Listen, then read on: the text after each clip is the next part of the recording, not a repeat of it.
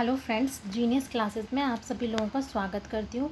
आज हम UP TET के कुछ मोस्ट इम्पॉर्टेंट ईवीएस के क्वेश्चन डिस्कस करेंगे जो आपके एग्ज़ाम में आने के चांसेस हैं। हर एक क्वेश्चन के साथ साथ हम उसका डिस्क्राइब भी करेंगे पूरी तरीके से, इस तरीके से। ठीक है, चलिए हम पहला क्वेश्चन डिस्कस करते हैं। पृथ्वी पर सबसे गर्म क्षेत्र कौन सा है? तो पृथ्वी पर सबसे गर्म क्षेत्र कौन सा है?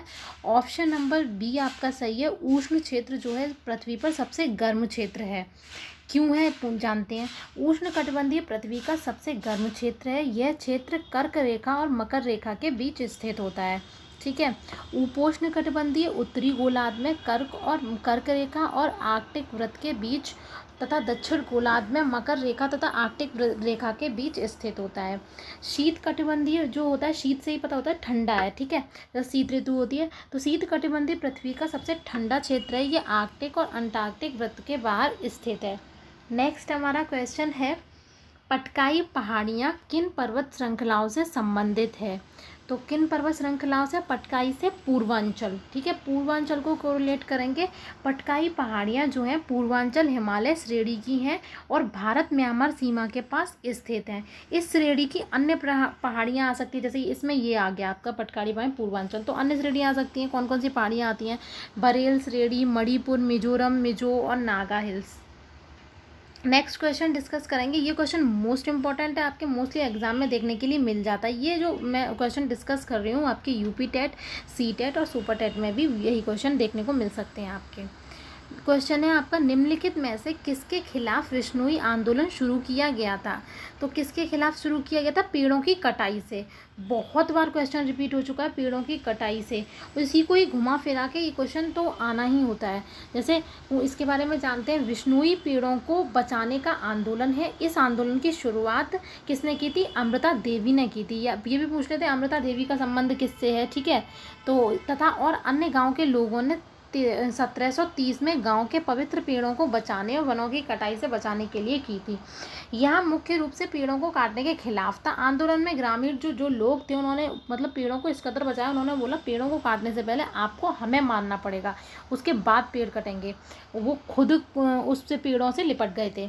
विश्नोई वृक्ष शहीद गुरु महाराज जम्बा जी की शिक्षाओं से प्रभावित थे, जिन्होंने पेड़ों और जानवरों को नुकसान से बचाने वाले सिद्धांतों को रखा था। ठीक है, नेक्स्ट क्वेश्चन है, निम्नलिखित भारतीय मिर्चियों में से कौन सी विश्व की सबसे तीखी मिर्ची में से एक है? तो तीखी मिर्ची में से एक है भूत झोलकिया, भूत महबोरा, लाल चिटिन तथा लाल शामक। लाल मिर्च की तरह लाल मत कर देना है ऑप्शन। भूत झोलकिया जो है, भूत झोलकिया विश्व की सबसे तीखी मिर्ची में से एक है। भूत झोलकिया एक भारतीय मिर्च है जो जिसे विश्व की सबसे तीखी मिर्ची में से एक है। यह भारत के अरुणाचल प्रदेश, असम, नागालैंड, मणिपुर में उत्पादित की जाने वाली एक संकर मिर्च है। भूत झोलकिया का नाम भूत उत्तर पूर्व की भूतिया जनजाति से पड़ा। इसके अतिरिक्त भूत शब्द का अर्थ जो है भूत भी होता है और इस मिर्च का नाम भूत झोलकिया इसलिए पड़ा क्योंकि इसे खाते ही मुंह में जलन होने लगती है। ठीक है, नेक्स्ट क्वेश्चन है, एक वर्ग मील में कितने हेक्टेयर होते हैं? 259 हेक्टेयर होते हैं एक वर्ग मील में। नेक्स्ट क्वेश्चन है, ये नृत्य से संबंधित क्वेश्चन भी आ जाता है। अब इसमें पूछा गया बिहू किस राज्य से। आप लोग एग्जाम से कुछ दिन पहले ये नृत्य जरूर देख के जाइएगा, जैसे कथक कहाँ का है और कथकली कहाँ का है, बहुत कन्फ्यूज़न होता है इसमें। और ये जो बिहू पूछा गया है, बिहू कहाँ का है? असम का। बिहू असम का लोक नृत्य है। बिहू नृत्य को इंगित करने के लिए बिहू शब्द भी प्रयोग किया जाता है। इसके अलावा इसे बिहू नाच और बिहू लोक गीतों को बिहू गीत भी कहते हैं। बिहू त्यौहार जो होते हैं 3 होते हैं, रोंगली, कोंगली और भोंगली। रोंगली जो है अप्रैल में होता है, कोंगली अक्टूबर में होता है और भोंगली जनवरी में होता है। ठीक है, नेक्स्ट क्वेश्चन है, निम्नलिखित देशों में से कौन सा देश क्षेत्रीय सहयोग के लिए दक्षिण एशियाई संगठन का सदस्य नहीं है? सार्क का। ठीक है, तो सदस्य नहीं है कौन सा? म्यांमार सदस्य नहीं है। म्यांमार सार्क के कितने सदस्य हैं? टोटल 8 सदस्य हैं। 8 कौन कौन से अभी जानेंगे हम। म्यांमार दक्षिण एशियाई क्षेत्र सहयोग संगठन का सदस्य नहीं है। इसकी फुल फॉर्म भी पूछ ली जाती है सार्क की। यह दक्षिण एशिया के राष्ट्रों का एक अंतर्राष्ट्रीय भू राजनीतिक संगठन है जिसका गठन बांग्लादेश की राजधानी यानी ढाका में 1985 में किया गया था। सार्क के सदस्य जो हैं कौन कौन से? अफगानिस्तान है, बांग्लादेश है, भूटान है, भारत है, नेपाल है, मालदीव है, पाकिस्तान और श्रीलंका। इसका जो मुख्यालय है वो है काठमांडू में स्थित है, जो आर्थिक और क्षेत्रीय एकीकरण के विकास को बढ़ावा देता है। नेक्स्ट क्वेश्चन है आपका, 12 अंकों की विशिष्ट पहचान संख्या किस कार्यक्रम के तहत शुरू की जाती है? आपने आधार कार्ड का जो नंबर होता है देखना हमेशा वो 12 अंक का होता है, तो यहाँ उसी की बात कर रहा है आधार की। आधार एक 12 अंकीय विशिष्ट पहचान संख्या है जो भारत सरकार द्वारा भारत के प्रत्येक व्यक्ति को जारी की जाती है। भारतीय विशिष्ट पहचान प्राधिकरण जो भारत के योजना आयोग, जिसका नाम अब चेंज करके नीति आयोग कर दिया है, उसके अध्यक्ष हैं आपके मिस्टर नरेंद्र मोदी जी, के अंतर्गत कार्य करता है। यह प्राधिकरण और आधार संख्या आधार पहचान पत्र के प्रबंधन के लिए जिम्मेदार है। भारतीय विशिष्ट पहचान प्राधिकरण की स्थापना जो थी कब की गई थी? 28 जनवरी 2009 को की गई थी। आधार पहचान मंच डिजिटल इंडिया के प्रमुख स्तंभों में से एक है जिसमें देश के प्रत्येक निवासी को एक विशिष्ट पहचान प्रदान की जाती है। नेक्स्ट क्वेश्चन है, भारत के किस राज्य में आदिवासी आबादी में रहने वाले क्षेत्रों में कौन से संशोधन के प्रावधान लागू नहीं किए गए हैं? कौन से संशोधन के प्रावधान लागू नहीं किए गए? किसमें? 73वां संशोधन। 73वें संशोधन के प्रावधान भारत के कई राज्यों में आदिवासी आबादी में रहने वाले क्षेत्रों पर लागू नहीं किए गए हैं। 1996 में पंचायत प्रणाली के प्रावधानों को कई क्षेत्रों में एक अलग अधिनियम पारित किया गया था। 73वां संविधान आदिवासी समुदाय को उनके संशोधन का अधिकार और उनको स्वीकार्य तरीके से प्रबंधित करने के अधिकारों की रक्षा करता है। नेक्स्ट क्वेश्चन है, घास सामान्यतः किस वन में नहीं पाई जाती? क्या पूछा जा रहा है? किस वन में नहीं पाई जाती? ठीक है, आपकी उष्णकटिबंधीय नम पर्णपाती में पाई जाती है, उष्णकटिबंधीय शुष्क सदाबहार वन में पाई जाती है घास, उष्णकटिबंधीय अर्ध सदाबहार वन में पाई जाती है घास, लेकिन किस में नहीं पाई जाती? उष्णकटिबंधीय नम सदाबहार वन में नहीं पाई जाती। क्यों नहीं पाई जाती? रीज़न जानते हैं। ये सामान्य वर्षा वन है जो उन क्षेत्रों में बढ़ते हैं जहाँ वार्षिक वर्षा 250 सेंटीमीटर से भी अधिक होती है। वार्षिक तापमान लगभग 25 डिग्री 27 डिग्री सेल्सियस होता है। औसत वार्षिक आर्द्रता 77% से भी अधिक होती है।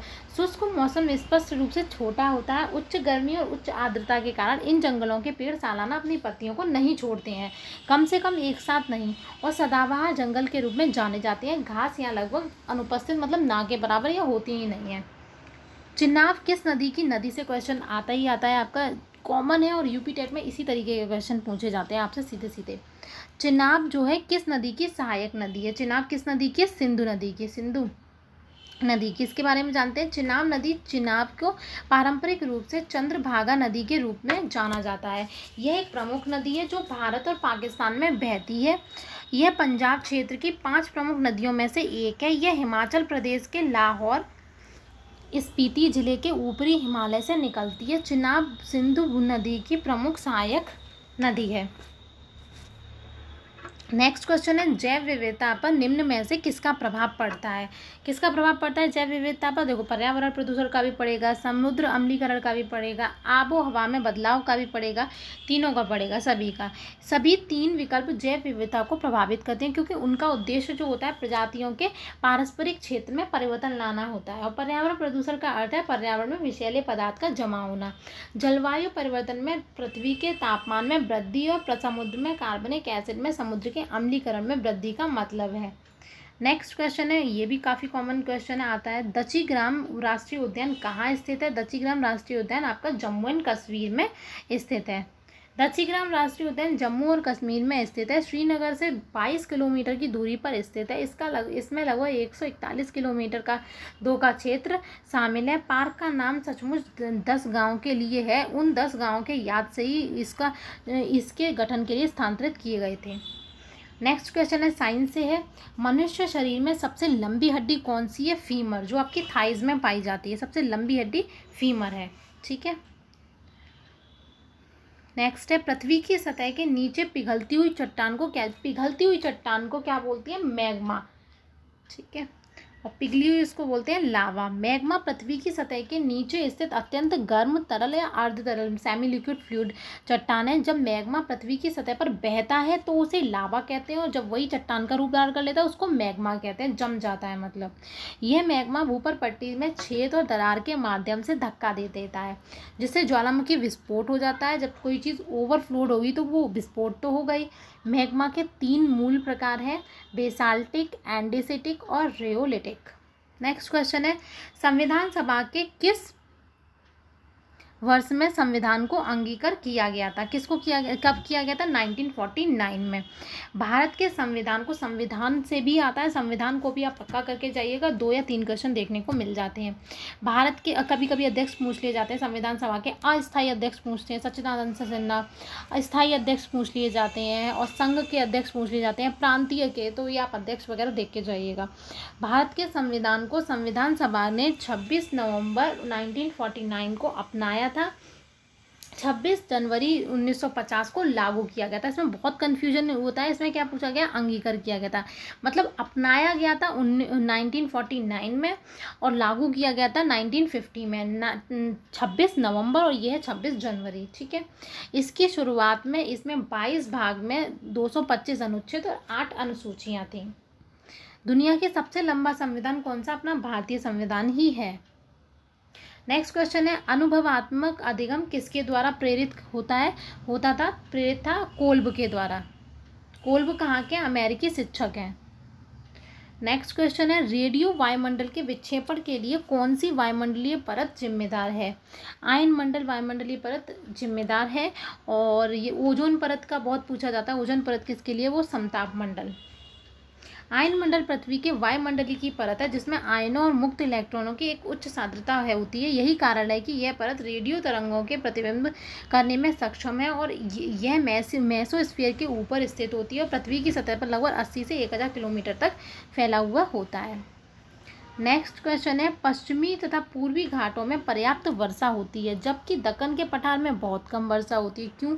क्योंकि यह एक वृष्टि छाया क्षेत्र है।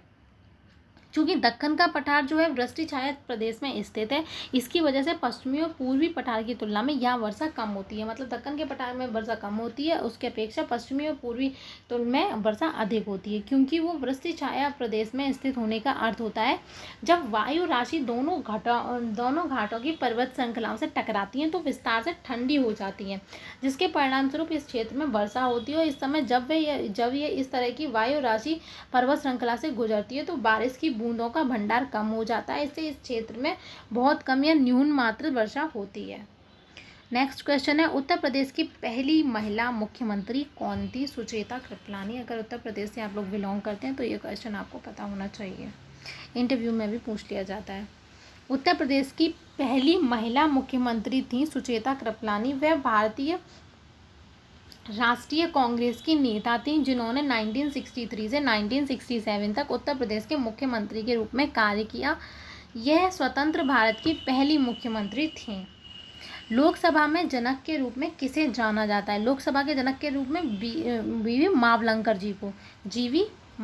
जी को लोकसभा के इसके रूप में माना जाता है।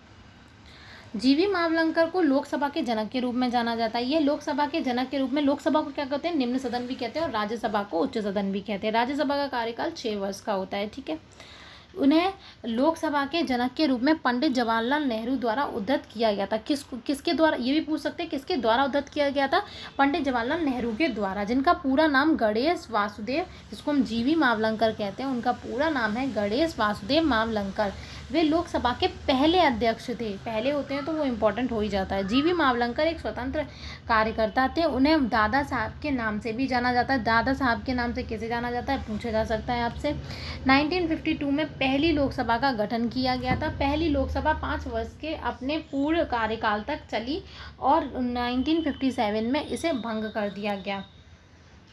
जैव कारक कौन सा है? नॉर्मल सी बात है, जैव मतलब सजीव, सजीव मतलब जो सांस ले सके।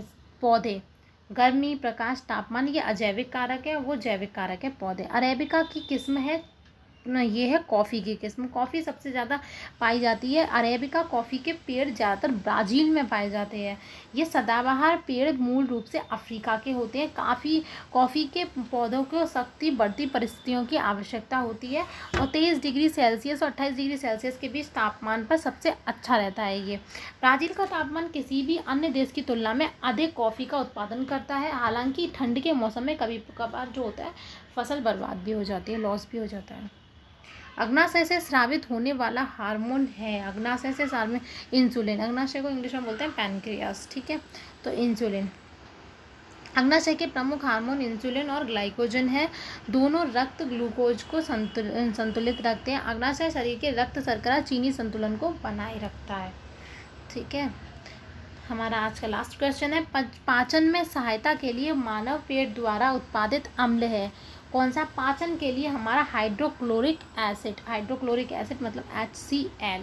एसिडिक होता है, हमारा स्टमक का जो स्ट्रक्चर जो होता है वो एसिडिक होता है, जिससे जब भोजन का जो अपचित भोजन जो होता है वो उसको जला देता है, यानी कि पचने में, डाइजेशन में हेल्प करता है। आगे के क्वेश्चन हम नेक्स्ट वीडियो में डिस्कस करेंगे। डेली 25 क्वेश्चन आप लोगों के लिए लेके आएंगे जो आपके यूपी टेट के लिए इंपॉर्टेंट है। अगर आपको अच्छा लगा हो तो आप मेरे चैनल को लाइक एंड सब्सक्राइब कर सकते हैं, हमारे चैनल के साथ जुड़ सकते हैं। Thank you so much.